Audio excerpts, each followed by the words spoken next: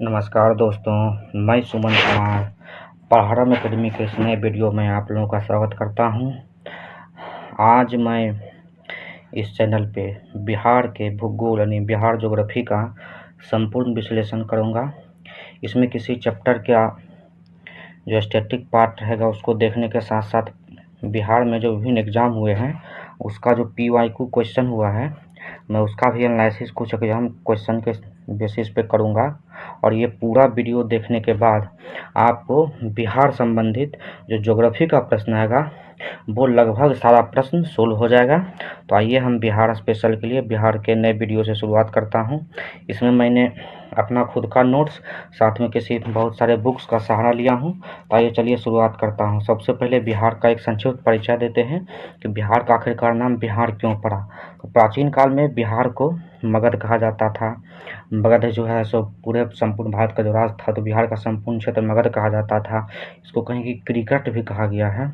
तो हमारा जो बिहार अभी नाम है वो बिहार जो है बिहार शब्द पड़ा है, वो हर्षिकर बिहार शब्द पड़ा है, जिसका अर्थ मठ होता है। मठ आप लोग समझते हैं जो बौद्ध भिक्षु का जो निवास स्थान होता है उसको हम लोग जो है सो विहार कहते हैं। और कालांतर में जैसे सिंध से हिंद होते चला गया, उसी तरह से विहार जो है बिहार में बदल गया। तो मुस्लिम आक्रमणकारियों ने इसको बिहार में संबोधित करना शुरू कर दिया, तब से इसका नाम बिहार से सिंध से हिंद, हिंदुस्तान हिंदुस्तान होते चला गया। उसी तरह से बिहार से बिहार हो गया। बिहार का सर्वप्रथम जानकारी हमें शतपथ ब्राह्मण में देखने को मिलती है। और शेर शाह सूरी के समय बिहार का नया प्रांत के रूप में प्रशासन स्थायी रूप में स्थापित किया गया था। आप लोग जानते हैं कि बिहार में जो राजधानी पाटलिपुत्रा है उसकी स्थापना उदयीन ने की थी। पाटलिपुत्रा की स्थापना उदयीन ने किया था।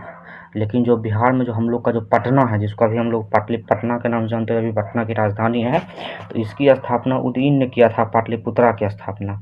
लेकिन जो अभी हम लोग का पटना है, पटना की स्थापना शेर शाह सूरी ने 1541 ईस्वी में किया है। आधुनिक पटना की स्थापना था। आपसे प्रश्न पूछा जाएगा कि बिहार की जो राजधानी आधुनिक पटना उसकी स्थापना किसने किया था, तो उसकी स्थापना जो है शेर शाह सूरी ने, जो अफगान सूरवंश का था, 1541 ईस्वी में किया था, प्रशासनिक इकाई के रूप में। तो आप लोग इस बात को याद रखिएगा, ये क्वेश्चन भी किसी न किसी एग्जाम में पूछा गया है। चलिए आगे बढ़ते हैं। आगे हम लोग अब इसका देखते हैं बिहार का जो अभी तक भौगोलिक रूप से 3 बार विभाजन हो चुका है। विभाजन के तहत सबसे पहले बिहार और बंगाल पूरा एक प्रांत है, इसमें उड़ीसा झारखंड सब अभी के प्रांत थे। तो 12 दिसंबर 1911 को बंगाल से उड़ीसा सहित यानी 22 मार्च 1912 से प्रावधान किया गया था। इसीलिए हम लोग 22 मार्च को बिहार दिवस मनाते हैं। तो सबसे पहले बंगाल को से बिहार उड़ीसा सहित अलग किया गया था। 1 अप्रैल 1936 को बिहार को उड़ीसा से अलग कर दिया गया, आप लोग जानते हैं। और 15 नवंबर 2000 को झारखंड को बिहार से अलग कर दिया गया था। इसमें 46% जो टोटल क्षेत्रफल था उसको झारखंड को दे दिया गया, और लगभग 54% क्षेत्रफल बिहार के पास रहा ज्योग्राफी के हिसाब से। और इस 46% बिहार का जो है 54% विभाग रहा था। आप लोग याद रखिएगा, 46% पॉपुलेशन थी जो ज्योग्राफिकल एरिया के साथ झारखंड बना, और 44% एरिया के साथ अपना बिहार बना था। आप लोग याद रखिएगा। आगे चलिए हम लोग जानते हैं बिहार के बारे में। बिहार की राजधानी पटना आप लोग जानते होंगे। बिहार दिवस 22 अप्रैल को मनाया जाता है। बिहार का उच्च न्यायालय पटना है, जिसकी स्थापना 3 फरवरी 1919 को हुआ था। और राजकीय भाषा हिंदी है, द्वितीय राजकीय भाषा उर्दू है। उर्दू को द्वितीय राजकीय भाषा का दर्जा देने वाला बिहार प्रथम राज्य है। आप लोग याद रखिएगा। बिहार का राजकीय पुष्प गेंदा है, पेड़ जो है पीपल का पेड़ है, पक्षी गुड़ैया है, और राजकीय पशु जो है वो बैल या सांड है। यही बिहार का राजकीय पशु है। और राजकीय मछली मांगुर है, आप लोग याद रखिएगा, मांगुर। चलिए आगे हम लोग भौगोलिक विस्तार देख लेते हैं बिहार का। भारत जो इसका अक्षांशीय विस्तार है वो 24-20-10 से 27-31-15 के बीच। आप लोग याद रखिएगा, अक्षांशीय विस्तार एक होता है, जैसे हम लोग इसको पढ़ते हैं तो जो लेटा हुआ है उसको अक्षांश कहते हैं, जो इसको कहते हैं उसको देशांतर कहते हैं। इसी हिसाब से भारत जो है यहाँ पड़ता है। और इसी के तहत जो बिहार का जो अक्षांशीय विस्तार है, इस तरह से 23.5 डिग्री मकर रेखा पड़ता है। तो मकर रेखा के उत्तर में बिहार पड़ता है। तो आपसे पूछा था बिहार कहाँ पड़ता है भौगोलिक रूप से, तो मकर रेखा के कर्क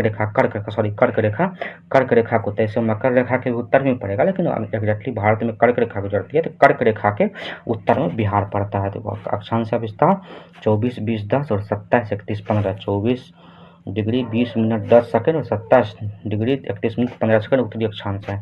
और बिहार का देशांतीय विस्तार कितना है, तो 23 डिग्री 19 मिनट 50 सेकंड से 88 डिग्री 17 मिनट 40 सेकंड 5 डिग्री का अप्रॉक्सीमेट अंतर इधर है और लगभग 3 डिग्री का अप्रॉक्सीमेट अक्षांश अंतर इधर है। और इसी बीच में आपसे पूछेगा जो बिहार का राजधानी पटना है वो लगभग किस देशांतर के पास है, तो लगभग 85 डिग्री देशांतर के पास पटना है। ये भी क्वेश्चन एक बार पूछा जा चुका है कि पटना का लगभग ग्रीनविच से मतलब जो देशांतरीय विस्तार है वो लगभग हमारे मानक समय से कितना है, तो आगे है पीछे है क्या है। जैसे हम लोग जानते हैं कि हम लोग का मानक समय रेखा 82.5 डिग्री ईस्ट है यानी 82.5 डिग्री ईस्ट है यानी पूर्वी देशांतर है। तो उससे जो जैसे 83 डिग्री से लगभग बिहार शुरू हो रहा है तो उससे आगे ही है, तो लगभग पटना 50 डिग्री देशांतर के पास पड़ता है। आप लोग याद रखिएगा, चौहद्दी आप लोग याद कर लीजिए। जैसे बिहार का लगभग बिहार का जो आयताकार हम लोग का कैसा है, तो बिहार का लगभग आयताकार जो आकार है वो लगभग आयताकार है, इसी टाइप का बिहार है, आयताकार है। तो इसका उत्तरी भाग है, इस भाग पे नेपाल है, जो दक्षिणी भाग है इस भाग पे लगभग झारखंड है, जो पूर्वी भाग है इस एरिया का भाग उस पर पश्चिम बंगाल है, और जो पश्चिमी भाग है इस पे उसमें हमारा उत्तर प्रदेश पड़ता है चौहद्दी के हिसाब से। ये हो गया। आगे हम लोग देखेंगे कि कौन कौन से जिले हमारे नेपाल से लगते हैं और कहाँ कहाँ से लगते हैं। बिहार का जो क्षेत्रफल है 93,163 किलोमीटर, बहुत सारे एग्जाम में पूछा जा चुका है, मोस्ट इम्पॉर्टेंट है। उत्तर से दक्षिण लंबाई यदि हम लोग अभी इसका बिहार का देखेंगे, जो उत्तर से दक्षिण लंबाई जो है वो 345 यानी 345 किलोमीटर है, और पूरब से पश्चिम जो लंबाई है हम लोग का वो 483 किलोमीटर है। और जो हम लोग का बिहार है स्टेट की बात की जाए ओवरऑल तो 12वें स्टेट पे, और ओवरऑल लेह लद्दाख जब से लद्दाख न्यू यूनियन टेरिटरी बना है तो ओवरऑल मिला के 13वें स्थान पे है। लेकिन राज्यों की बात की जाएगी तो 12 नंबर पर रहेगा। सिर्फ पूछेगा कि भारत में बिहार का स्थान क्या है, तो यदि राज्य के साथ प्रदेश कुछ नहीं दिया रहेगा तो आप लोग 13वां मारिएगा, लेकिन स्पेशली राज्य दे दिया रहेगा तो 12, और ओवरऑल नहीं कुछ नहीं लिखाएगा तो आप लोग 13वां मारिएगा। समुद्र तल से बिहार की ऊंचाई कितनी है, तो 53 मीटर है लगभग। समुद्र तल से 53 मीटर ऊंचा है बिहार, जिसको सी लेवल हम लोग कहते हैं। तो समुद्र तल से बिहार लगभग 53 मीटर ऊंचा है, और इसको 1 फीट में 173 फीट भी कभी कभी पूछा सकता है। और जो हमारा कोसी का इलाका है, कोसी का केंद्र है, वो लगभग 30 मीटर ऊंचा है। तो ये भी प्रश्न पूछा जा चुका है कि कोसी कितना 30 मीटर ऊंचा है। क्षेत्रफल की दृष्टि से 12वां 13वां बता ही दिए। सबसे बड़ा जिला क्षेत्रफल की दृष्टि से पश्चिमी चंपारण है। क्षेत्रफल की दृष्टि से सबसे छोटा जिला शिवहर है। हम लोग का जो जलवायु है वो मानसूनी है। सबसे गर्म जिला, सबसे अधिक तापमान जो है गया में रहता है, और सबसे अधिक ठंडा भी गया रहता है क्योंकि ये पहाड़ी इलाका है। सब पहाड़ी इलाका आप लोग जानते हैं सूर्य की रोशनी से जल्दी गर्म होता है, ठंड भी जल्दी होती है। सर्वाधिक वर्षा किशनगंज में होता है, सबसे कम वर्षा आप लोग औरंगाबाद याद रख लीजिएगा, सबसे कम वर्षा बिहार में औरंगाबाद में प्राप्त होता है। आगे हम लोग इसकी थोड़ा प्रशासनिक इकाई भी देख लेते हैं कि बिहार की राजधानी पटना है, इसमें 9 प्रमंडल है। पटना, मगध, सारण, तिरहुत, दरभंगा, कोसी, पूर्णिया, भागलपुर, मुंगेर, ये बिहार के 9 प्रमंडल है। 38 जिला है, बिहार का 38वां जिला अरवल है। जब इस समय बिहार झारखंड से लगा हुआ था उस समय 37 जिले थे, अब बिहार में 38 जिले हैं। पुलिस जिला 40 है, जिसमें एक नौगछिया और एक इधर हम लोग का बगहा एक अलग से पुलिस जिला पड़ता है। और प्रखंड जो है सामुदायिक विकास के, जिसको आप लोग भी ब्लॉक कहते हैं, वो लगभग 534 है। पंचायत 8474, लेकिन अब जब से नगर पंचायत संख्या बढ़ी है तो इसमें कुछ न कुछ कम हुआ है। जिला परिषद 38 है। नगर निगम टोटल पहले 13 थे, अब लगभग 19 नगर निगम हो गए हैं, और 19वां नगर निगम सहरसा बना है। करेंट अफेयर्स के रूप में याद रखिएगा। नगर परिषद पहले 47 था, अब 84 हो गए हैं। नगर पंचायत 80 थे, अब 51 हो गए। और इसी के आधार पर बिहार में जो नगरीय जनसंख्या था वो 2011 की जनसंख्या के हिसाब से लगभग 11.3% था, जो अब बढ़कर लगभग 15% हो गया। आप लोग याद रखिएगा बिहार का इसी आधार पे, जिसमें नगर निगम की संख्या और नगर पंचायत की संख्या बढ़ गया है। और जो विधानमंडल है वो द्विसदनीय है। विधानसभा और विधान परिषद जानते हैं, बिहार में विधान परिषद भी अवस्थित है, जिसमें कुल 6 राज्य हैं। विधानसभा में सीटों की संख्या 243 है, विधान परिषद 75 है। विधानसभा में टोटल आरक्षित सीट 40 है, जिस आरक्षित सीट में 38 को जो है वो SC के लिए है और 2 सीट ST के लिए है। आप लोग याद रखिएगा 38 प्लस 2 सीट आप लोग याद रखिएगा आरक्षित सीट है। लोकसभा में 40 सीट है, इसमें से राज्यसभा में 16 सीट है। लोकसभा में SC के लिए 6 सीट आरक्षित है, ये आप लोग याद रखिएगा। इसका भी हमेशा संख्या बदलता रहता है, तो इसको आप लोग देख लीजिएगा।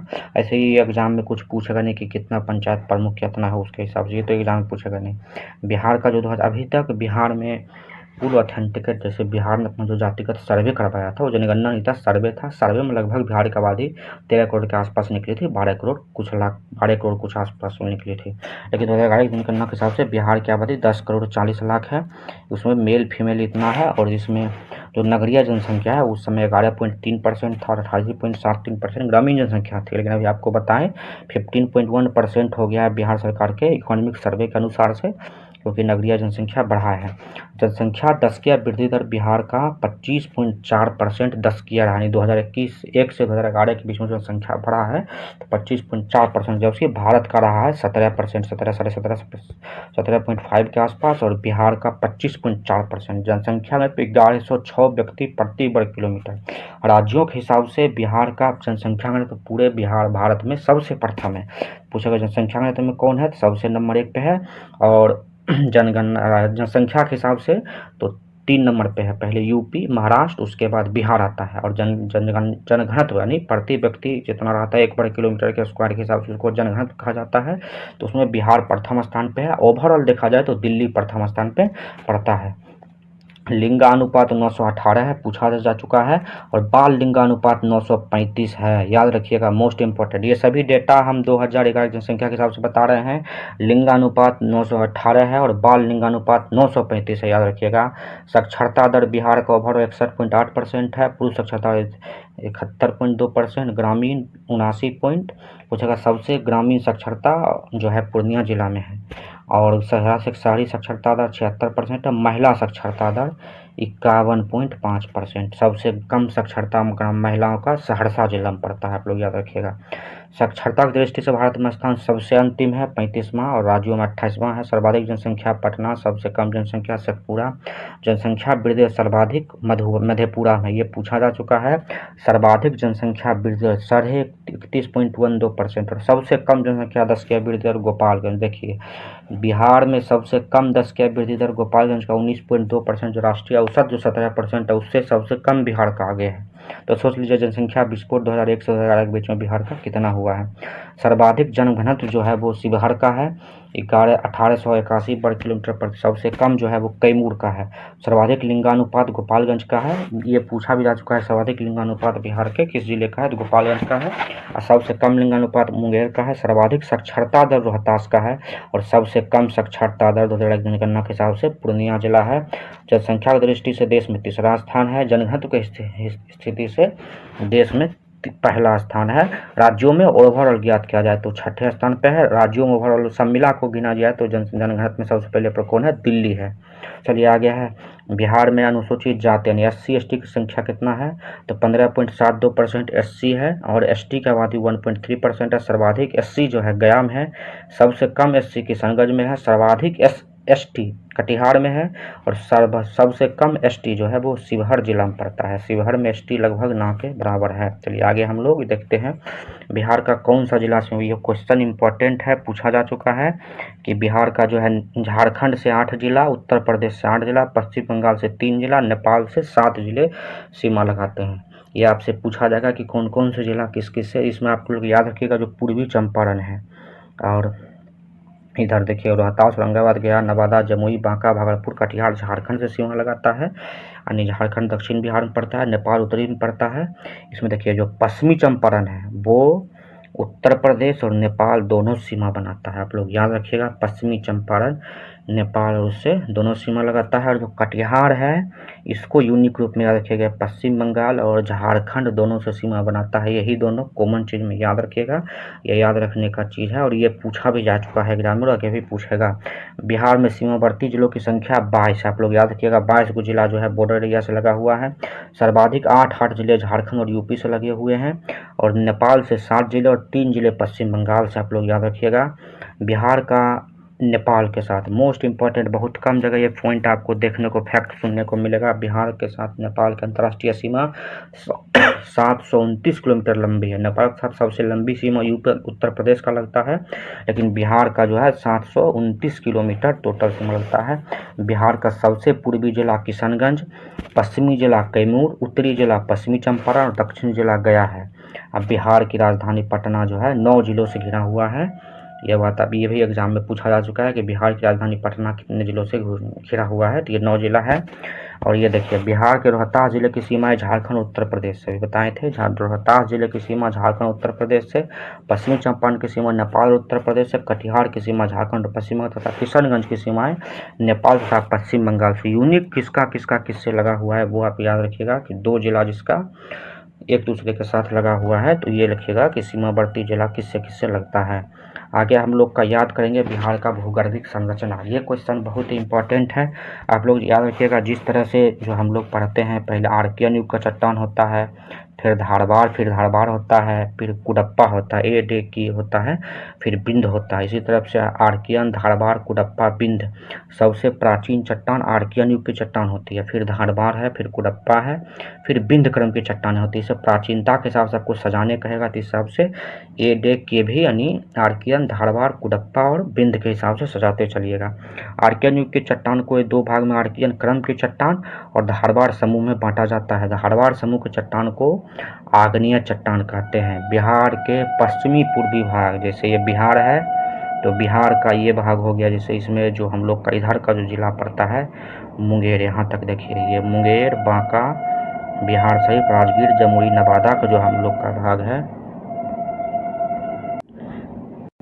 का भाग है, वो हम लोग का धारबार समूह चट्टानों से बना। ये भी क्वेश्चन पूछा जाएगा कि निम्न में से किस में, देखिए आपको अभी भी बता देते हैं। बिहार का जो ये इलाका है, ये सब इलाका में धारबार क्रम की चट्टानें हैं, जो हम लोग को बांका से शुरू होकर बिहार से राजगीर, नवादा होते हुए जमुई तक आता है, जिसमें मुंगेर, लखीसराय का भाग शामिल है। तो पूछेगा ये सब में हम लोग को धारबार क्रम की चट्टानें मिलती है। जो हम लोग का ये जमुई, ये कैमूर, भभुआ, रोहतास का क्षेत्र है, इस इलाका में हम लोग का जो है जो दक्षिण बिहार का इस इलाका का भाग है, जिसको हम लोग पश्चिमी दक्षिण पश्चिम भाग कह सकते हैं या पश्चिमी भाग कहते हैं, इस भाग में हम लोग को बिंद क्रम की चट्टानें मिलती है। और ये जो हम लोग का तराई का इलाका है, इसमें क्वाटरनी और टर्सरी क्रम की चट्टानें मिलती है। और जो बिहार का मध्यवर्ती भाग है, ये सब जलोढ़ मैदान से निर्मित हुआ है। और इसी में देखिएगा जो इधर इलाका है, उत्तरी भाग है, जो नेपाल में हिमालय से कुछ तराई क्षेत्र है, इसमें टर्सरी और क्वाटरनरी की चट्टान लगते हैं। तो आप लोग मैप के हिसाब से याद रखिएगा, तो आपको कभी ये सब गलती नहीं होगा कि बिहार का जो ये इलाका है, जो हम लोग का मुंगेर से शुरू होकर उधर मुंगेर, बांका, जमुई, लखीसराय जो डिस्ट्रिक्ट पड़ता है, उसमें जो पहाड़ सब है वो सब में हम लोग को नवादा तक धारबार समूह चट्टान मिलेगा। इसमें अभ्रक, आग्नेय चट्टान, अभ्रक, स्लेट, नीस, फेलाइट, ये सब चट्टान मिलेगा। और जो बिंद क्रम की चट्टानें होती है वो दक्षिण पश्चिम भाग में बताए थे, और रोहतास और कैमूर जिला में पड़ता है। इसमें रूपांतरित क्रम की चट्टानें पाई जाती है। चूना पत्थर, बालू पत्थर, पायराइट, डोलोमाइट। आप लोग याद रखिएगा, पूरे भारत में बिहार राज्य पायराइट उत्पादन में सबसे नंबर 1 स्थान है। और पायराइट जो है रोहतास में मिलता है, कैमूर के पठार में मिलता है। बिहार राज्य कैमूर पायराइट के उत्पादन में नंबर 1 स्थान पे है। 75% पायराइट का उत्पादन बिहार अपने में करता है। अब आगे टर्शियरी या तृतीय, जिसको हम लोग तृतीय क्रम की चट्टान या टर्शरी क्रम की चट्टानें करते हैं, ये तृतीय महाकल्प में बना है। तृतीय महाकल्प कालीन होता है। इयोसीन, ओलिगोसीन और जो मायोसीन है, उसी में जो तृतीय महाकल्प होता है, मायोसीन कालखंड में इसका टर्शरी कालीन, इसलिए इसको टर्शरी कालीन बनते हैं। तृतीय महाकल्प कालीन है। यह नवीन मोरदार पर्वत के हिमालय जिस समय निर्माण हुआ था, उसी समय इसका निर्माण हुआ। नहीं, जिस समय हिमालय पर्वत का निर्माण हुआ उसी समय नवीन मोरदार पर्वत दुनिया में जितना है ना, उसका जो निर्माण हुआ सबका तृतीय महाकल्प में निर्माण हुआ। और उसका चरण था इयोसीन, ओलिगोसीन, मायोसीन चरण में हुआ। उसी के तहत जो है नवीन मोरदार पर्वत के निर्माण समय ही बिहार में टर्शरी चट्टान का निर्माण हुआ है। ये उत्तरी पश्चिमी भाग यानी शिवालिक सरणी का भाग जो पश्चिमी चंपारण जिला में मिलता है। सबसे मोस्ट याद किया ये क्वेश्चन बहुत सारे एग्जाम में, बिहार का कोई भी एग्जाम दीजिए, यदि बिहार रिलेटेड प्रश्न है तो उसमें पूछा जा चुका है कि बिहार में टर्शियरी क्रम की चट्टानें जिसका मिलता जुलता प्रभाव हमको हिमालय की शिवालिक श्रेणियों से मिलता है, जो हिमालय का नीचे सबसे बाह्य हिमालय है, तो उसमें जो पश्चिमी चंपारण मिलता है, इसमें बोल्डर रहता है, कांग्लोमेरेट रहता है, और ये लगभग अवसादी चट्टान है। आप लोग याद रखिएगा, इसलिए अवसादी चट्टान है। अगला है क्वाटरनरी चट्टान। बिहार का 95% भूभाग इसी से बना हुआ है। नदियों का अवसाद से बना जलोढ़, बालू, बर्जरी, कोलोमाइट रहता है। बिहार में अधिकतर चट्टान इसी से बना हुआ है, क्वाटरनरी चट्टान है।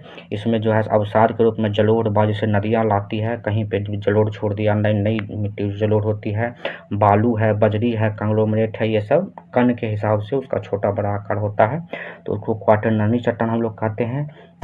आप लोग मोस्ट इम्पॉर्टेंट याद रखिएगा, सबसे इम्पॉर्टेंट भूगर्भिक दृष्टि से दक्षिण बिहार का सबसे प्राचीन, सबसे पुराना बिहार का भूभाग है, तो पूछेगा बिहार का सबसे प्राचीन भाग कौन है भूगर्भिक बिहार से, तो संपूर्ण भारत में दक्षिण बिहार जो है सबसे प्राचीन है। आगे हम लोग प्राकृतिक संरचना के हिसाब से बिहार को 3 भाग में, नंबर 1 में शिवालिक पर्वत श्रेणी एवं तराई क्षेत्र उसका मापते हैं। जैसे बिहार को हम लोग लिए तो इधर जो शिवालिक श्रेणी है इसको नंबर 1 शिवालिक श्रेणी का जो इस एरिया का भाग उसको शिवालिक श्रेणी ले लिए।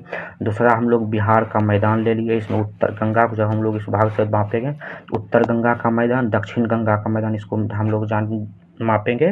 और तीसरा हम लोग है दक्षिण का जो पठारी भाग है, इस पठारी भाग को हम लोग दक्षिण का पठारी भाग, तो इसको हम लोग 3 भाग में मापते हैं गंगा के, मतलब बिहार के प्राकृतिक संरचना। ये क्वेश्चन यदि किसी एग्जाम में मेंस में जैसे आप लोग दीजिएगा बिहार ASO जो सचिवालय में है उसमें, या जो बिहार का BPSC का मेंस है उसमें आपसे क्वेश्चन पूछा जा चुका है, पूछेगा कि बिहार के प्राकृतिक संरचना के हिसाब से बांटिए। जैसे भारत की प्राकृतिक संरचना होता है, सिंधु गंगा का मैदान, तटीय क्षेत्र, मरुस्थलीय भाग, द्वीप समूह, फिर हिमालय पर्वत श्रेणी, तो इसी तरफ से बिहार का 3 भाग में बांटा गया है। आगे हम लोग देख लेते हैं ये इंपॉर्टेंट क्वेश्चन जो हम लोग का पहाड़ी क्षेत्र है उसमें कुछ कुछ मुख्य पहाड़ियां हैं जो एग्जाम में पूछा जा चुका है। छोटानागपुर पठार गोंडवाना लैंड का उत्तरी विस्तार भाग है, याद रखिएगा। देखिए ये पहाड़ जो है गया, औरंगाबाद, नवादा, जहानाबाद तक विस्तृत है। इनमें जेठियन, हिंडा, हल्दिया प्रमुख पहाड़ है। गया और जहानाबाद की सीमा पे बराबर एवं नागार्जुन पहाड़ी, आप लोग याद रखिएगा। इसी में जो नागार्जुन बराबर पहाड़ी है, इसी में जो अकबर और उसके पौत्र दशरथ थे दोनों ने मिलकर बराबर और नागार्जुन पहाड़ पर गुफा का निर्माण किए थे आजीवक संप्रदाय के लिए। तो आप लोग याद रखिएगा बराबर और नागार्जुनी पहाड़ी जो है वो गया और जहानाबाद के सीमा पे है। ये क्वेश्चन भी पूछा जा चुका है बिहार में। जो आगे है बिहार के गया शहर के निकट रामशिला, प्रेतशिला, भूतशिला, ब्रह्मयोनी और कटारी पहाड़, इसमें ब्रह्मयोनी पूछा भी गया था और ब्रह्मयोनी को बिहार सरकार ने 2022-23 में ब्रह्मयोनी पहाड़ को विकसित करने, पर्यटन स्थल के रूप में विकसित करने का निर्णय लिया था, इसलिए चर्चा में था। तो आप लोग याद रखिएगा रामशिला, प्रेतशिला, भूतशिला, ब्रह्मयोनी और कटारी पहाड़ जो है वो गया में है। ये लोग कहते हैं। राजगीर को हम लोग पंच पहाड़ी का क्षेत्र कहते हैं, राजगीर गिरिया के क्षेत्र को। इसमें वैभवगिरी, सोनगिरी, विपुलगिरी, रत्नगिरी ये प्रमुख पहाड़ियां हैं और इसी पहाड़ी के तहत जो है राजगीर का क्षेत्र कहलाता है। और जो नवादा का क्षेत्र इसको याद रखिएगा, इसमें त्रिभुजाकार रूप में फैला हुआ खड़गपुर की पहाड़ियाँ, खड़गपुर पहाड़ियाँ मुंगेर में है, इसका विस्तार जमालपुर। आप लोग जो इस एरिया से कभी ट्रेन से गए होंगे तो जब आप लोग बांका से निकलिएगा तो बांका से लेकर आपको लखीसराय तक, नवादा उधर जमुई तक लगभग एक तरह का पठार जो दिखाई देगा, जिसको हम लोग धारवाड़ क्रम की चट्टानें कहते हैं। उसी के तहत उसके स्थान के आधार पर जमाल चट्टान, जैसे जमालपुर जो पहाड़ उसको जमालपुर का पहाड़ कहते हैं। चकाई का पहाड़, चकाई जहाँ है मंदार, मंदार का याद रखिएगा, मंदार हिल, मंदार पर्वत दर्शनीय स्थल है बिहार में। मोस्ट इम्पॉर्टेंट ये जो है बिहार के बांका जिले में पड़ता है मंदार पर्वत, इसको याद रखिएगा। ये गगेश्वरी है, शेखपुरा है, सूखर पीठ है, ये सब जगह के नाम पे पड़ा हुआ है। जैसे बिहार शरीफ में बिहार शरीफ की पहाड़ियाँ, जमालपुर में जमालपुर की पहाड़ियाँ, इन सब पहाड़ियों में क्वार्टाइज की प्रधानता है। तो इसको इसलिए हम लगाए थे, इसमें जो इम्पोर्टेंट पहाड़ का नाम दिया, ये पहाड़ बहुत बार बिहार के विभिन्न परीक्षाओं में पूछा जा चुका है, तो आप लोग इसको याद रखिएगा। आगे हम लोग चलते हैं बिहार का जलवायु वर्गीकरण, कि बिहार का जो किस तरह का जलवायु वर्गीकरण किया गया है। तो कोपेन का जलवायु वर्गीकरण जो किया गया है बिहार का CWG उत्तरी जलवायु क्षेत्र में किया गया है और AW में किया गया है दक्षिण बिहार। आपसे ओवरऑल पूछेगा कि ओवरऑल बिहार का जलवायु कैसा है, तो ओवरऑल बिहार का जलवायु जो है वो है CWG। और उसके बाद जो बिहार का जो थर्नबर्थ है, थर्नबर्थ वेट के हिसाब से अधिकांश क्षेत्र CAW है और उत्तरी संकीर्ण क्षेत्र को CBW कहा जाता है। इसी CAW को शॉर्ट फॉर्म में C1 कहा जाता है और इसको C2 कहा जाता है, आप लोग याद रखिएगा। ये भी एग्जाम में क्वेश्चन पूछा जा चुका है। जो थर्नवेट का जलवायु वर्गीकरण है तो उसमें जो बिहार का जो CAW इसको C1 कहा गया है, जो कि बिहार का अधिकांश जो उत्तरी क्षेत्र है उसको CBW यानी C2 कहा गया है। त्रिवार्थान उत्तर को CAW। और देखिए जो जलवायु का वर्गीकरण इसमें मेनली किया जाता है तो तापमान, आर्द्रता, वर्षा की मात्रा, इस आधार पर जलवायु का वर्गीकरण किया जाता है। तो उसी के हिसाब से यह किया गया है कि किस तरह से बिहार में किस वजह से उत्तरी बिहार उसमें अत्यधिक वर्षा होता है, तो उसी और जो वर्षा के हिसाब से वो थोड़ा दक्षिण बिहार की तुलना में अधिक वर्षा प्राप्त करता है, तो इसलिए उसको CWG, और दक्षिण बिहार कम वर्षा प्राप्त किया तो AW के हिसाब से इसको बांटा गया है। तो इसी के हिसाब से इसको बंटवारा किया जाता है। आगे मोस्ट इम्पॉर्टेंट है बिहार के जो संपूर्ण जिला है, बिहार का जो संपूर्ण क्षेत्र है उसको हम लोग 3 जलवायु क्षेत्र में, जलवायु क्षेत्र 1, जलवायु क्षेत्र 2 और जलवायु क्षेत्र 3 में डिवाइड करते हैं। इसमें 3 को 3A और 3B में डिवाइड किया गया है। ये क्वेश्चन मेंस में भी आ चुका है और आगे भी आपसे पूछा जाएगा। 69th यूपीएससी के मेंस में क्वेश्चन पूछा गया था, बिहार के कृषि जलवायु क्षेत्र का वर्गीकरण करें जिला के हिसाब से। और आगे भी किसी न किसी एग्जाम के मेंस और प्री में भी ये क्वेश्चन पूछा जा चुका है कि निम्न में से कौन सा जिले में सबसे अधिक किस क्षेत्र में जलवायु होती है, किस जिले में जलवायु क्षेत्र में सबसे अधिक जिला है। तो उत्तर पश्चिम जलोढ़ का मैदान जिसको हम लोग कहते हैं, उसमें 13 जिले हैं, आप लोग याद रखिएगा। पश्चिमी चंपारण, पूर्वी चंपारण, जो उत्तर पश्चिम का जिला है उसमें पड़ता है बेगूसराय, दरभंगा, समस्तीपुर, मुजफ्फरपुर, वैशाली, शिवहर, सीतामढ़ी का इलाका पड़ता है। जो उत्तर पूर्व का जलोढ़ मैदान, यानी ये हम लोग का जो बिहार उत्तर है और जो उत्तर का पूर्व का, ये जो भाग पड़ता है उसको हम लोग उत्तर पूर्व करते हैं। उसमें पूर्णिया, कटिहार वाला जो उधर का इलाका है उसमें हम लोग 8 जिला रखा गया है। आप लोग याद रखिएगा सबसे अधिक जिला कहाँ पड़ता है, उत्तर पश्चिमी जोन 1 में पड़ता है। और जो जोन 3 है उसको हम लोग दक्षिण पूर्व पठारी क्षेत्र 3A और दक्षिण पश्चिम जलोढ़ मैदान 3B में बांट दिए हैं। इसको ओवरऑल कहा जाएगा। तो इस तरह से 17 जिला पड़ता है। आपसे पूछेगा सबसे कम जिला किसमें है, तो जोन 2 में सबसे कम जिला, सबसे अधिक जिला जो है जोन 3 में पड़ता है।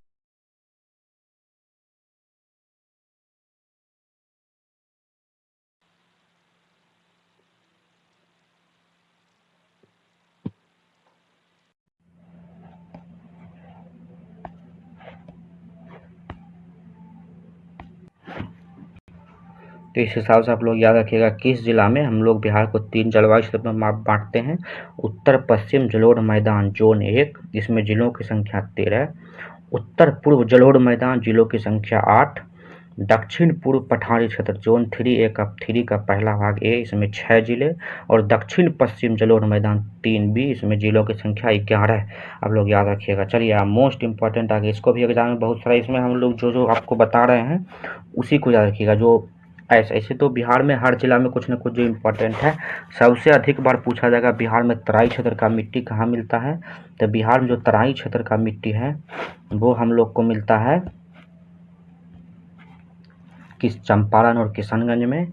और जो बाल सुंदरी मिट्टी है ये भी बहुत बार पूछा चुका है कि बिहार में उनमें से किस जिले में बाल सुंदरी मिलता है। सहरसा, चंपारण, पूर्णिया, मुजफ्फरपुर, मधेपुरा, दरभंगा और ये सारण में मिलता है। खादर को नवीन जलोढ़ कहते हैं, बांगर को पुराना जलोढ़ कहते हैं। जहाँ बाढ़ नहीं आता है उसको खादर, जहाँ नया बांगर, जहाँ हर समय बाढ़ आता है उसको खादर कहते हैं। आप लोग मोस्ट इम्पॉर्टेंट, बलथड़ मिट्टी रेत एवं कंकरयुक्त मिट्टी होती है, अम्लीय होती है और लाल होती है, कैमूर क्षेत्र में होती है। कैमूर जो रोहतास, कैमूर भाभुआ का इलाका है उसको कैमूर कहते हैं। और ये मोस्ट इम्पॉर्टेंट मोटा अनाज के लिए सबसे इम्पोर्टेंट बिहार के लिए यही मिट्टी है। ज्वार, बाजरा, अरहर की खेती इस इलाका में की जाती है। तो मेनली आप लोग याद रखिएगा तराई मिट्टी, बाल सुंदरी मिट्टी और बलथड़ मिट्टी, यही 3 में एग्जाम में पूछा भी जा चुका है और आगे भी पूछने की पूर्ण संभावना है कि किस किस जिले में पाया जाता है।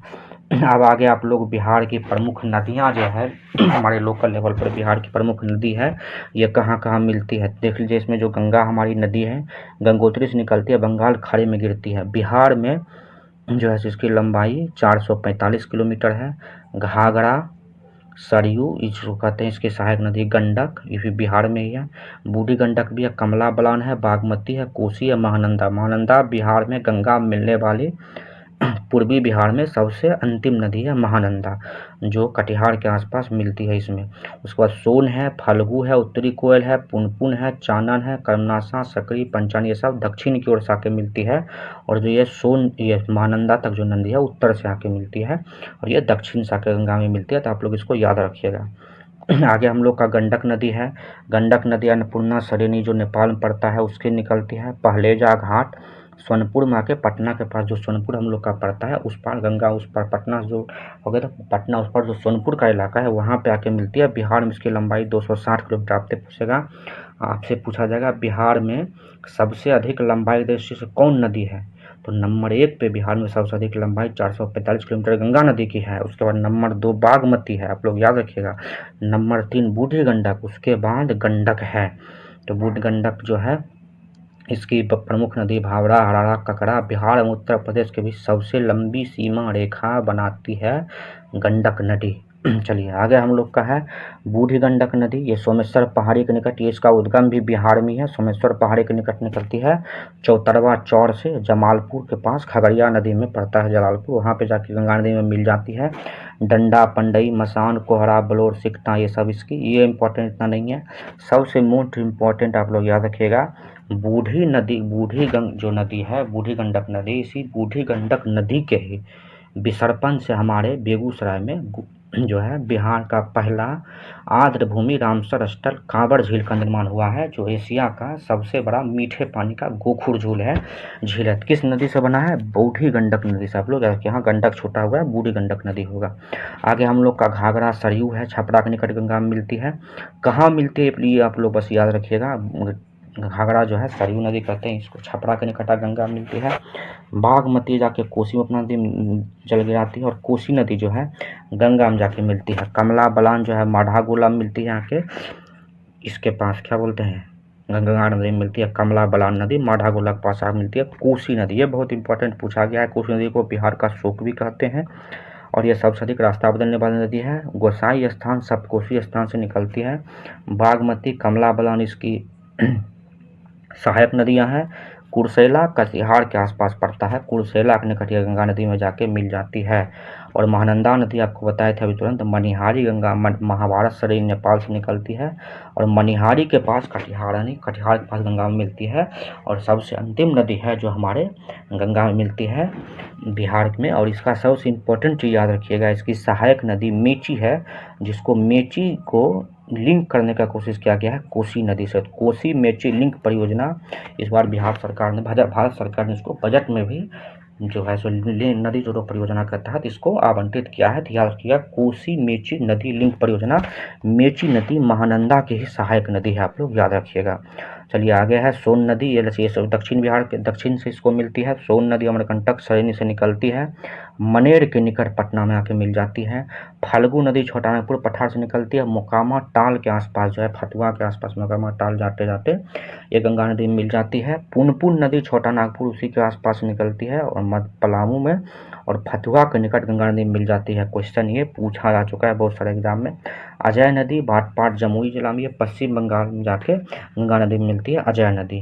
और जो कर्मनाशा नदी है इसको पाप नदी भी कहा जाता है, ये बिहार यूपी के से तरफ जो है सो बक्सर के आसपास है। चौसा के निकट गंगा नदी में मिलती है, और उत्तर प्रदेश बिहार के नाम सीमा बनाती है। इसे बिहार में इसे अपवित्र नदी भी कहा जाता है, आपको बताए थे, इसको पापी नदी या अपवित्र नदी भी कहा जाता है। क्यूल नदी छोटानागपुर पठार से निकलती है, सूर्यगढ़ा लखीसराय के पास। आप लोग जानते हो कि क्यूल एक स्टेशन भी है, क्यूल एक जगह भी हो, जो सूर्यगढ़ा लखीसराय के पास क्यूल नदी गंगा नदी में मिल जाती है। जनरली दक्षिण बिहार की नदियां हैं, इसमें कम पानी रहता है। नॉर्मल डैम आप लोग जाइएगा तो ये सूखी रहती है। बरसात दिनों में सब नदी में अधिकतर पानी रहता है, या और अन्य दिनों में कम पानी रहता है। आगे हम लोग अभी हम बताए गंगा नदी में कौन सा नदी कहाँ आके मिलती है, तो ये सबसे मेन नदी है। कौन नदी कहाँ आके मिलती है, चलिए आगे हम लोग देखते हैं। सबसे मोस्ट जो इम्पोर्टेंट है, बिहार में कौन कौन से जलप्रपात कहाँ हैं।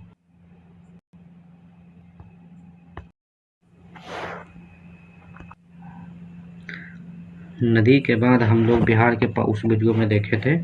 आगे हम लोग देखते हैं नदी के बाद बिहार में कौन सा प्रमुख जलप्रपात कहाँ पाया जाता है। तो आप लोग याद रखिएगा, तेल्हार कुंड कैमूर में है। करकट, ये सिर्फ डिस्ट्रिक्ट का नाम याद रखिएगा, करकटगढ़ या काराकटगढ़ कहा जाता है, कैमूर में है।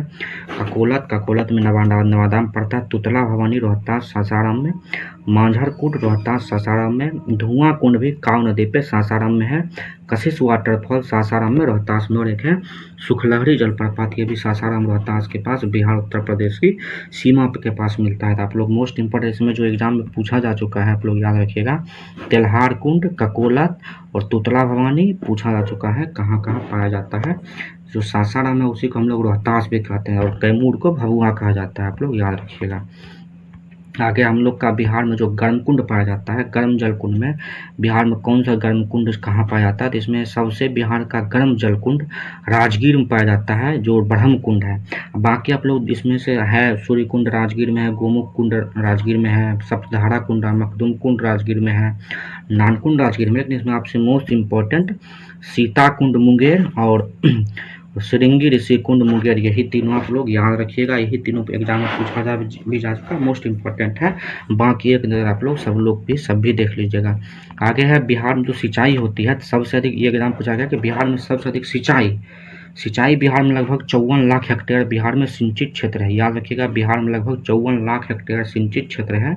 इस 54 लाख सिंचित हेक्टेयर में नलकूप से जो होता है सबसे अधिक सिंचाई किया जाता है। उस पर नहर का द्वितीय स्थान है, तालाब का तृतीय स्थान है, कुआं चौथे स्थान पे और अन्य साधन का 3.5% लगभग स्थान है। उसमें से जो है नहर से सबसे अधिक सिंचाई रोहतास जिले में की जाती है। नहर से सबसे अधिक सिंचाई रोहतास में, उसके बाद पश्चिम चंपारण, उसके बाद औरंगाबाद में। मोस्ट इम्पॉर्टेंट प्रश्न पूछा भी गया कि बिहार में किसमें नहर पे कहाँ सिंचाई होती है, तो रोहतास में सबसे अधिक सिंचाई होती है। उसके बाद पश्चिम चंपारण, उसके औरंगाबाद। नलकूप से भी पूछा गया सबसे अधिक, आप लोग तीनों प्रथम याद रखिएगा, नलकूप से समस्तीपुर में, नहर से रोहतास में और तालाब से दरभंगा में सिंचाई होती है सबसे अधिक। ये प्रश्न भी तीनों पूछा जा चुका है, आगे आप लोग इसको याद रखिएगा। आगे हम लोग चलते हैं वन के हिसाब से, जो सबसे अधिक अति सघन वन होता है। सघन मतलब वन का जो टोटल एरिया है उस एरिया में कितना परसेंट जंगल है, पेड़ का क्षेत्रफल कितना परसेंट है, जिसमें कुल क्षेत्रफल में 70% अधिक वन रहेगा उसको अति सघन वन कहेंगे। जिसमें 40% से 70% से वन रहेगा उसको मध्यम सघन कहेंगे। और जहां 10% से लेकर अधिक लेकिन 40% से कम वन रहेगा उसको खुला वन। और जहां 10% से कम वन रहेगा प्रतिशत के हिसाब से उस भौगोलिक क्षेत्रफल में उसको झाड़ी कहेंगे। बिहार में सबसे अधिक खुला वन पाया जाता है, आप लोग याद रखिएगा, नहीं 10% से अधिक और 40% से कम वन क्षेत्रफल आच्छादित क्षेत्रफल बिहार में सबसे अधिक है। और बिहार में सबसे अधिक खुला वन पाया जाता है, याद रखिएगा, मोस्ट इम्पॉर्टेंट। और बिहार जो वन स्थिति रिपोर्ट 2021 जो जारी किया गया है, अभी लेटेस्ट सर्वे यही है 2021 के हिसाब से ही। इसमें वनावरण 7.84% है, वृक्षावन 2.48% है, टोटल मिला के 10.32% वनावरण है। सर्वाधिक वन क्षेत्र कैमूर, पश्चिमी चंपारण, रोहतास में है। प्रतिशत के हिसाब से कैमूर नंबर 1 पे ही है और उसके बाद जमुई है और नवादा है। उस पर न्यूनतम वन क्षेत्रफल के हिसाब से शेखपुरा में है, फिर अरवल में है, फिर जहानाबाद में है। यानी सबसे कम शेखपुरा में है न्यूनतम के हिसाब से भी और क्षेत्रफल के और प्रतिशत दोनों के हिसाब से। उसी तरह से अधिकतम भी कैमूर में क्षेत्रफल और प्रतिशत दोनों के हिसाब से आप लोग याद रखिएगा, मोस्ट इम्पोर्टेंट। बिहार में वन्यजीव अभ्यारण्य की संख्या टोटल 12 वन्यजीव अभ्यारण्य और 1 राष्ट्रीय उद्यान है। और सर्वाधिक सघन वन पश्चिमी चंपारण, ये मोस्ट इम्पोर्टेंट याद रखिएगा। बिहार में जो हम बताए थे सबसे अधिक खुला वन है और सबसे कम सघन वन है। सबका सघन वन बिहार में सबसे अधिक पश्चिम चंपारण जिले में पड़ता है। 2019 की तुलना में 21 में सर्वाधिक वन वृद्धि करने वाला जिला बांका है और वन विहीन जिला शेखपुरा है। आप लोग याद रखिएगा किस जिला में वन नहीं है, वृक्ष होंगे लेकिन वृक्षावरण हो सकता है लेकिन वन नहीं है, वन की गणना नहीं है, वो शेखपुरा जिला में पड़ता है, वन विहीन जिला। आगे हम लोग का है बिहार के प्रमुख पक्षी अभ्यारण्य और उसका स्थान वाल्मीकि पश्चिमी चंपारण में है, भीम बांध मुंगेर में है, गौतम बुद्ध अभ्यारण्य भी गया में है, पंत अभ्यारण्य नालंदा में पड़ता है, कैमूर अभ्यारण्य रोहतास में है, रजौली नवादा में पड़ता है। ये पंत अभ्यारण्य जो है नालंदा में राजगीर के आसपास पड़ता है। विक्रमशिला गंगा डॉल्फिन जो है आप लोग जानते हैं भागलपुर में पड़ता है। परमार डॉल्फिन अररिया में पड़ता है। कांवर झील बेगूसराय में पड़ता है। कुशेश्वर पक्षी विहार दरभंगा में है। नकटी डैम जमुई में है। नागी डैम जमुई में है। कांवर झील और नागी नकटी ये दोनों 2024 में और इसको 2020 में, ये तीनों बिहार से रामसर स्थल में शामिल आर्द्रभूमि है यानी इसको रामसर स्थल में शामिल किया गया है। 2024 का करंट अफेयर्स है। गोगाविल पक्षी विहार कटिहार में है। सुहियान पक्षी अभ्यारण्य भोजपुर में है और बक्सर पक्षी विहार बक्सर में है, जो बिहार के भारत के बर्ड मैन ऑफ इंडिया कहा जाते हैं सलीम अली, उनके नाम पे सलीम अली जुब्बा साहनी बरेला पक्षी अभ्यारण्य बिहार के वैशाली जिला में है। करकटगढ़ जो मगरमच्छ के संरक्षण के लिए स्थापित किया गया है वो कैमूर में है। हरियाबाड़ा हिरण पार्क ये अररिया जिला में पड़ता है। और संजय गांधी जैविक उद्यान जो पटना का चिड़ियाघर है वो पटना में पड़ता है, उसका नाम संजय गांधी जैविक उद्यान है। बिहार में आर्द्रभूमि में कांवर पक्षी विहार, नागी डैम, नकटी डैम को शामिल किया गया है। उत्तर भारत का सबसे बड़ा पक्षी विहार स्थल कुशेश्वर स्थान पक्षी विहार है और इस सब दोनों में जो है सैवरिया पक्षी आते हैं। शीतल एवं बिहार के किस अभ्यारण्य में शीतल एवं उष्ण जलधारा, जैसे गर्म जलकुंड हम बताए थे अभी, और एक होता है ठंडा जलकुंड, दोनों मिलता है, वो होता है हम लोग का भीम बांध अभ्यारण्य मुंगेर में। मुंगेर में भीम बांध अभ्यारण्य यूनिक है, जहाँ आपको गर्म जलकुंड और ठंडा जलकुंड दोनों मिलेंगे, तालाब भी मिलेंगे गर्म जल के और ठंडे जल के। बिहार के किस पक्षी विहार में धनुषाकार एक झील है जिसका नाम गोगा बील है? तो ये गोगा बील पक्षी विहार कटिहार में ही पड़ता है। किस पक्षी विहार में कश्मीर से लालसर नामक पक्षी विहार पक्षी प्रवास करने आता है? तो बक्सर में आता है। विक्रमशिला गंगा डॉल्फिन सुल्तानगंज से खालगांव तक है। Dolphin man of India Ravinder Kumar Sinha को कहा जाता है, आप लोग याद रखिएगा। परमार डॉल्फिन अररिया, जो परमार डॉल्फिन अभयारण्य अररिया में है, इसका खोज किसने किया था? तो सूदन सहाय ने किया था। प्रतिवर्ष डॉल्फिन दिवस 5 अक्टूबर को मनाया जाता है। बिहार सरकार के अनुशंसा पे इसको सेंट्रल गवर्नमेंट ने शुरू किया है 5 अक्टूबर को राष्ट्रीय डॉल्फिन दिवस। जू सफारी बिहार में राजगीर में शुरू है। जल जीवन हरियाली मिशन 2 अक्टूबर 2019 को लॉन्च किया गया। आप लोग याद रखिएगा, जो बिहार में डॉल्फिन अनुसंधान केंद्र है 2024 में पटना में लॉ कॉलेज घाट पे शुरू किया गया है, गंगा घाट के आसपास। तो याद रखिएगा, डॉल्फिन अनुसंधान केंद्र पटना में बनकर तैयार हो गया। इसका उद्घाटन भी नीतीश कुमार ने, मुख्यमंत्री जी ने कर दिया है। जल जीवन हरियाली अभियान के तहत बिहार ने 24 करोड़ पौधा लगाने का लक्ष्य रखा था, जिसके लिए 19 जनवरी 2020 को 16,443 किलोमीटर मानव श्रृंखला बनाया गया था। ये वर्ल्ड रिकॉर्ड था। और जल जीवन हरियाली अभियान में 12 विभाग को शामिल किया गया है। और जो बिहार सरकार का पर्यावरण विभाग है उसका नाम पढ़ के पर्यावरण वन एवं जलवायु परिवर्तन विभाग कर दिया गया है। चलिए आगे, बिहार में कहाँ पे कौन सा खनिज पाया जाता है, इसमें करंट अफेयर्स के साथ देखते हैं। मैग्नीज पटना मुंगेर गया में पाया जाता है। अबरख गया जमुई बांका नवादा में पाया जाता है। इंडिया मिनरल ईयर बुक के हिसाब से सबसे ज़्यादा बिहार में अबरख जो है नवादा जिला में पाया जाता है। पायराइट अमझोर और बंजारी, बिहार पायराइट का टोटल 75% खनिज उत्पादन करता है, पायराइट का याद रखिएगा। चीनी मिट्टी भागलपुर एक मिट्टी का प्रकार है। फेयर कले चीनी मिट्टी, ये दोनों मिट्टी का ही रूप है। भागलपुर वैशाली मुंगेर और फेयर कले मुंगेर पूर्णिया और भागलपुर में पाया जाता है। बॉक्साइट खड़गपुर के मुंगेर में पड़ता है और बंजारी रोहतास में पाया जाता है। टीन देवराज और कुरखंड गया में इलाका है, दोनों पहाड़ी इलाका यहाँ पे पाया जाता है। ग्रेफाइट जमुई के सिमुल तल्ला में निकाला जाता है। सेल खड़ी, जिससे हम लोग पहले लिखने का काम होता था, सेल खड़ी या उसका कुछ मानक बनता था, वो गया मुंगेर नवादा में पाया जाता है। एस्बेस्टस मुंगेर में पाया जाता है। डोलोमाइट रोहतास में। सलेट और सिलिका मुंगेर में। यूरेनियम का ब्लॉक बिहार में भी खोज अनुसंधान किया गया है, लेकिन इसका अभी खनन शुरू नहीं हुआ है, गया और नवादा में।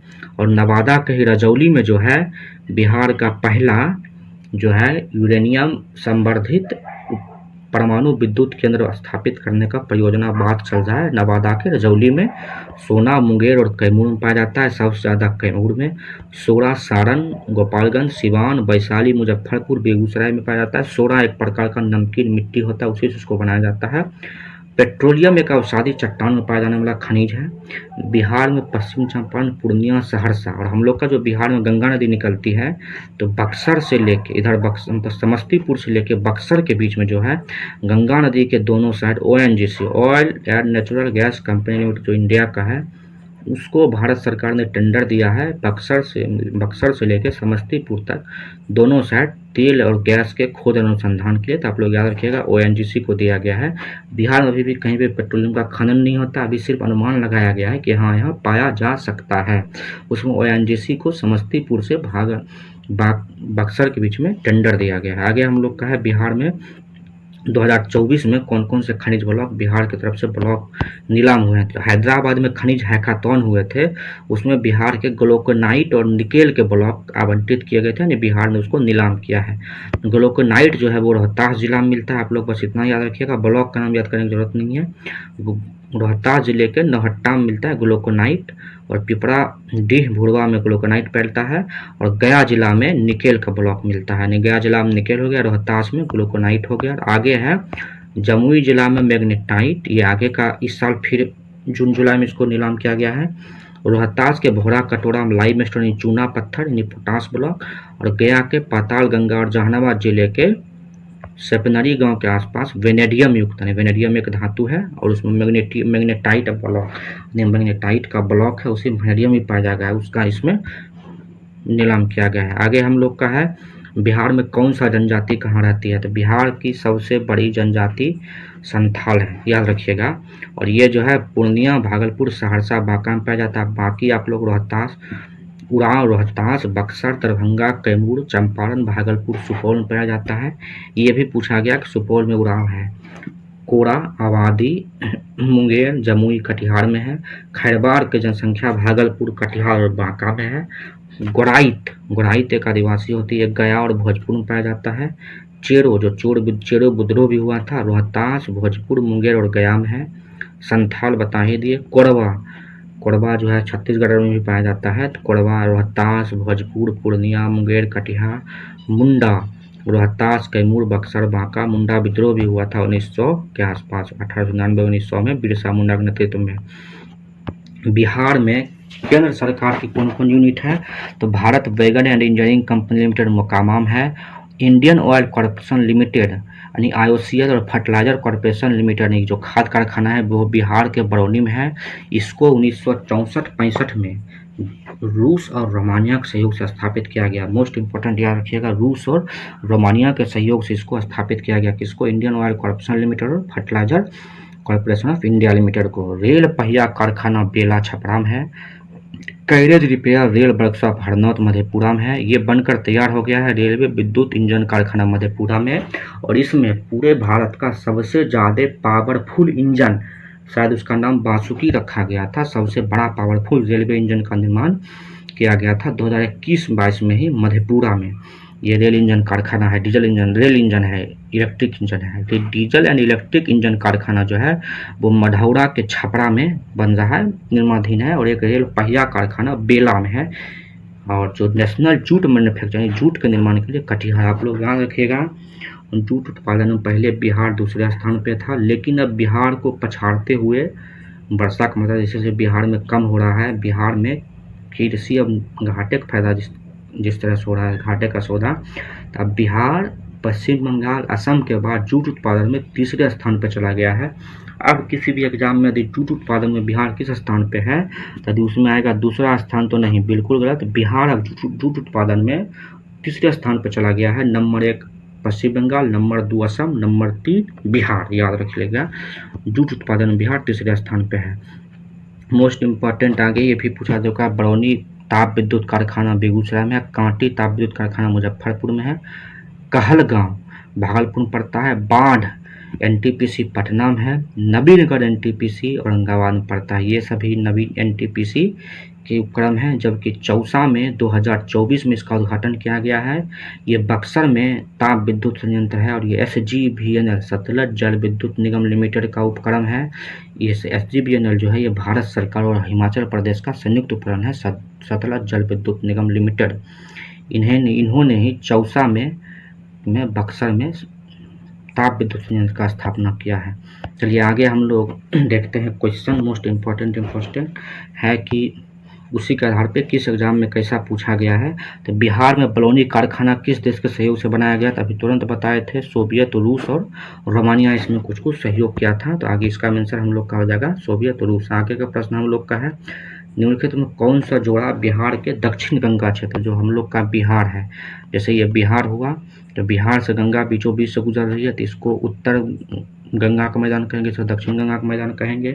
तो पटना मुंगेर कहता दक्षिण गंगा का मैदान से मेल नहीं खाता है। तो देखिए पटना मुंगेर, पटना भी इस साइड गंगा के, मुंगेर भी इस साइड। उसके बाद पटना गया अरवल, गया भी इस साइड, अरवल भी इस साइड, यानी अरवल इस साइड, गया भी इस साइड, पटना भी इस साइड। और वैशाली जो है पटना के उस पार पड़ता है, तो ये वैशाली नहीं होगा आंसर में। तो इसका आंसर हो जाएगा कौन सा, गंगा क्षेत्र में, दक्षिण गंगा क्षेत्र में मेल नहीं खाता। तो इसका आंसर हम लोग का हो जाएगा C। आगे प्रश्न हम लोग का है, निम्नलिखित में से किस जिले में सोना पाया जाता है। इसका आंसर जमुई होगा। अभी मुंगेर में भी सोना पाया जाता है। यही यदि BPSC पहले का अपना ऑप्शन के बारे में चलता, इसमें ऑप्शन इनमें से एक से अधिक होता, क्योंकि जमुई और मुंगेर दोनों में पाया जाता है। लेकिन अब जमुई के हिसाब से इसका मोस्ट प्रेफरेंस आंसर जमुई होगा।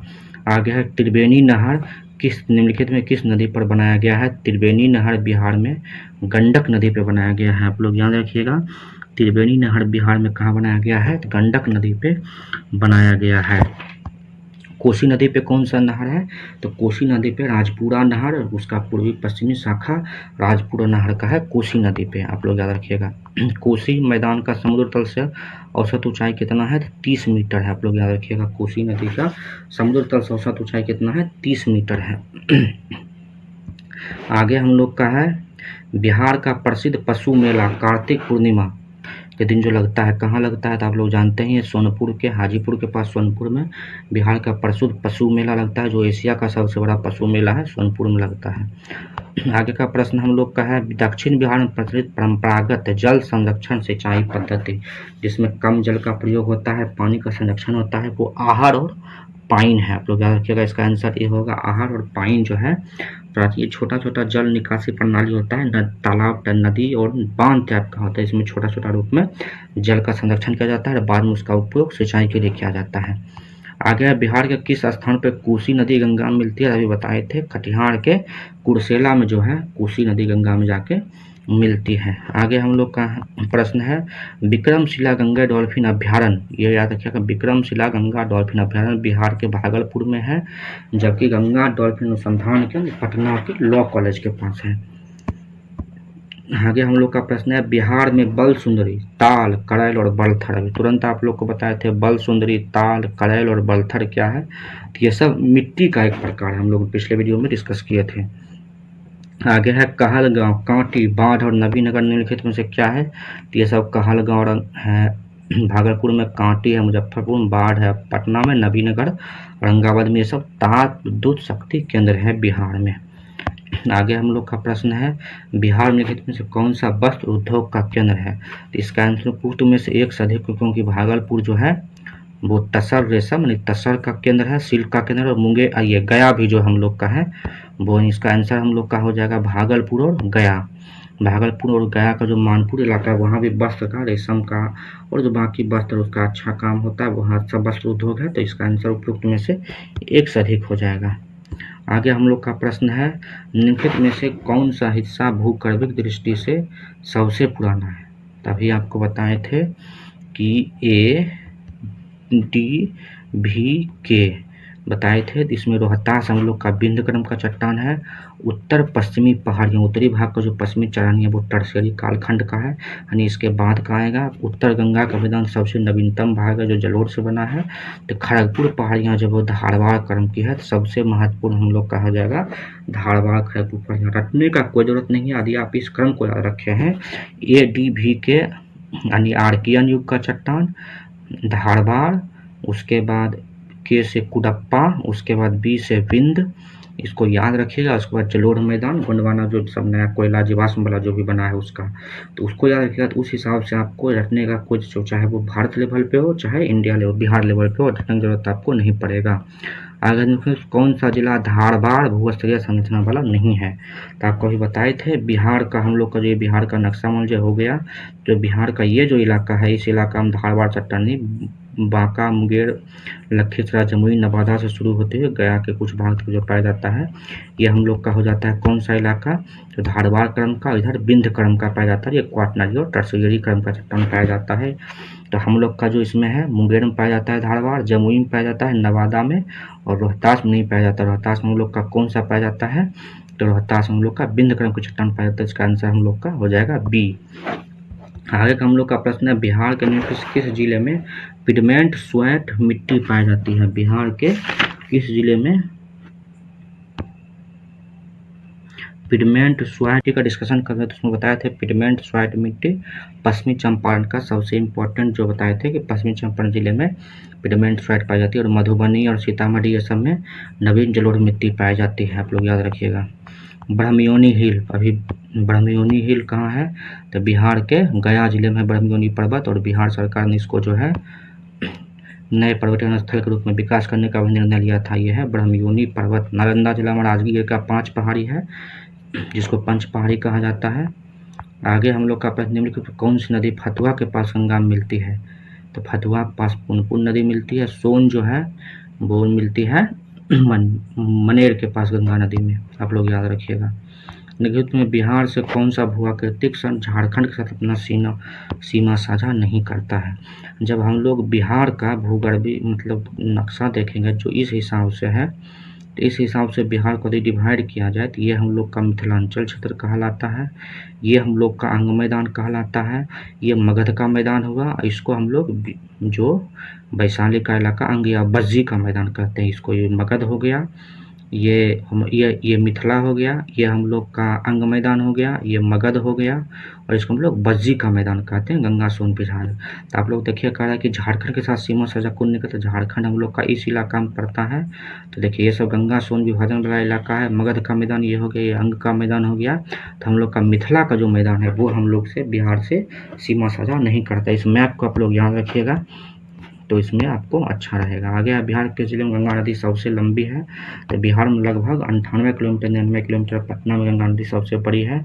गंगा नदी बिहार में 12 जिलों से होकर गुजरती है, पटना, भागलपुर, कटिहार, बेगूसराय, बक्सर 5 हो गया, लखीसराय 6, खगड़िया 7, उसके बाद उधर बक्सर 8, सोनपुर 9, भोजपुर 10, समस्तीपुर 11, वैशाली 12, ये 12 जिले से होकर बिहार में गंगा नदी बहती है, आप लोग याद रखिएगा।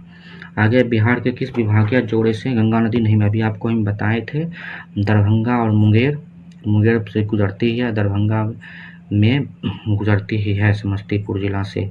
दरभंगा प्रमंडल में दरभंगा, समस्तीपुर, मधुबनी जिला आता है, और मुंगेर से तो गंगा नदी गुजरती है। पूर्णिया भागलपुर जिला से गुजरती ही है, पूर्णिया प्रमंडल में कटिहार जिला से गुजरती है, सारण में छपरा से गुजरती है, तिरहुत प्रमंडल में वैशाली जिला से गुजरती है, कोसी और मगध में उधर गया नवादा का जो जिला सब आता है, और कोसी प्रमंडल में सहरसा, मधेपुरा और सुपौल जिला आता है। तो इससे गंगा नदी नहीं बहती है, तो इसका आंसर हम लोग का डी हो जाएगा, आप लोग याद रखिएगा। ये प्रमंडल के हिसाब से यदि आपको याद है तो उसी के हिसाब से ये दिया गया है। बिहार किस जिले में गंगा नदी सबसे लंबी है, तभी बताएं, पटना जिला में सबसे लंबी है। बिहार में प्रवाहित होने निम्न नदी से कौन सी उत्तर की ओर प्रवाहित होती है, तो इसमें से कोई भी नदी उत्तर की ओर प्रवाहित नहीं होती है। मतलब कह रहा है कि जैसे कोई नदी निकला तो उत्तर जैसे मतलब हम लोग यहाँ से निकला इधर की ओर प्रवाहित होती है, तो कोई नहीं। जैसे ये बागमती है, कमला है, कोसी है, गंडक, ये सब अपने पहाड़ से निकला तो अपने इलाका में ये सब जो है सो बिहार के दक्षिण की ओर प्रवाहित हो रही है, और ये अपने दिशा के हिसाब से गिरे गए, तो इसमें से कोई नहीं प्रभावित होती है। तो इसका आंसर उपयुक्त में से कोई नहीं होगा। बहुत लोग इसको उपयुक्त में से 1 से अधिक मार दिए थे। ये सभी उत्तर बिहार बहने वाली नदी है, उत्तर दिशा को प्रभावित होने वाली नदी नहीं है, लेकिन इसका आंसर उपयुक्त में से कोई नहीं होगा, आप लोग याद रखिएगा।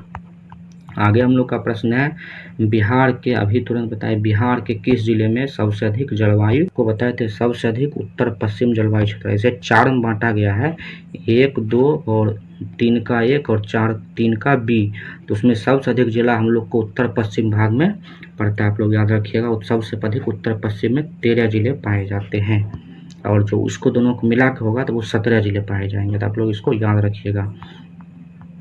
त्रिवेणी नहर किस नदी पे, तभी बताए थे, त्रिवेणी नहर गंडक नदी पे बना हुआ है। हम लोग का आगे प्रश्न, संख्यात्मक रूप से बिहार की सबसे अनुसूचित जनजाति, ये भी प्रश्न अभी डिस्कस किए। संथाल सबसे बड़ी अनुसूचित जनजाति है बिहार की। आगे हम लोग का प्रश्न है बिहार किस जिले में बिहार का एकमात्र राष्ट्रीय उद्यान है, तो पश्चिमी चंपारण में हम लोग का है वाल्मीकि टाइगर रिजर्व भी है और वाल्मीकि राष्ट्रीय उद्यान भी है। बिहार में खनिज उत्पादन की दृष्टि से, अभी इस क्वेश्चन को डिस्कशन करते हैं हम लोग। बिहार में खनिज उत्पादन की दृष्टि से पैराइट सर्वाधिक भंडार रोहतास में है, सही है। चूना पत्थर कैमूर, भभुआ, मुंगेर, रोहतास जिलों में पाया जाता है, और जमुई जिला में सोने का भंडार पाया जाता है। इसका आंसर 1, 2, 3 तीनों सही है, यहाँ में कोई ऑप्शन नहीं है, इसका आंसर होगा उपयुक्त में से कोई नहीं। सही तीनों है, लेकिन ऑप्शन 1, 2, 3 नहीं है, इसलिए इसका आंसर उपयुक्त में से कोई नहीं होगा। आगे बिहार राज्य पर्यटन निगम का टैगलाइन क्या है, तो ब्लिसफुल बिहार, आप लोग याद रखिएगा। और बिहार में सबसे अधिक पर्यटन 2022-23 में सबसे अधिक राजकीय पर्यटक, जो अब देश के अंदर अंदरूनी पर्यटक सबसे ज़्यादा आए, विदेशी पर्यटक सबसे अधिक गया बोधगया में आए, देशीय पर्यटक राज्य के अंदर के जो पर्यटक है सबसे अधिक राजगीर में आए। ये बिहार इकोनॉमिक सर्वे का डेटा है कि बिहार में सबसे अधिक विदेशी पर्यटक कहाँ हैं, तो बोधगया में आए, और सबसे अधिक जो राज्य प्रकार हैं देशी लोग हैं वो कहाँ सबसे अधिक आए, तो वो है राजगीर के अंदर, आप लोग याद रखिएगा बिहार पर्यटन के तहत। तो ये हम लोग का वीडियो था बिहार के संपूर्ण का। था आप लोग को वीडियो कैसे लगा आप लोग बताइएगा। चैनल को लाइक कीजिए, सब्सक्राइब कीजिए और पढ़ते रहिए। पीपीएससी में सबसे अच्छा खासा में सीट आने वाला है और 17वीं पीपीएससी के लिए भी और आगे किसी भी परीक्षा के लिए ये वीडियो बहुत ही इंपॉर्टेंट आपको काम देगा। Bye, good night. दोस्तों को शेयर कीजिए, चैनल को सब्सक्राइब कीजिए।